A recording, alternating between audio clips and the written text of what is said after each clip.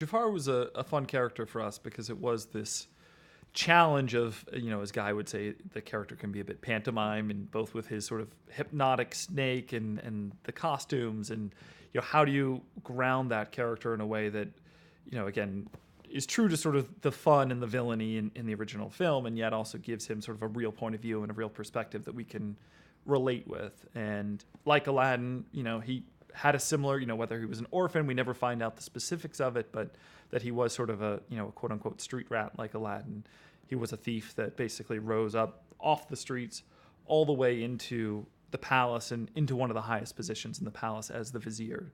But the problem is for him, he was born into something that he can never rise any higher. So, he's desired this position of power, that he wants to be at the top, and he feels like he's earned it. And there's an argument to be made for the fact that obviously he is cunning, he is intelligent, he's worked his way all the way up there.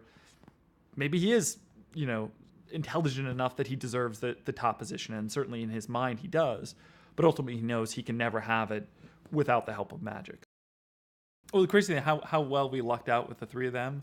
And then we also had Will Smith, and we had the loveliest, most professional, most talented person you could ever imagine to play the genie. And I think throughout this movie, it was not only Guy, but it was, our other producers and our AD, and everyone saying that this was the most fun they had on a movie because the cast was so fun, and everybody had such a great attitude, and everyone brought it every single day. And, I think that just made everyone's lives so much easier and led to a production that, everyone was sort of smiling throughout the movie and having a great time. And I do think a lot of that stuff, when the attitude on set is that positive, it does wind up on screen somehow. He's always known exactly what he wanted for this film, and again, I think the tone for him was first and foremost the most important thing, and has never lost sight of that, whether it's within a musical number, whether it's a tiny pickup for VFX, or whether it's, a big dialogue driven scene for our lead actors.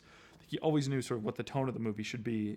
I think that's a thing that a lot of filmmakers, lose sight of very easily. And it's so easy to lose sight of because these movies are so long, and and they're over the course of so many days. It's hard to remember exactly what that tone was, what that point of view was on a certain scene, what that attitude was 3 months ago. And it feels like he's always known what it is, and he always knows what he's looking for.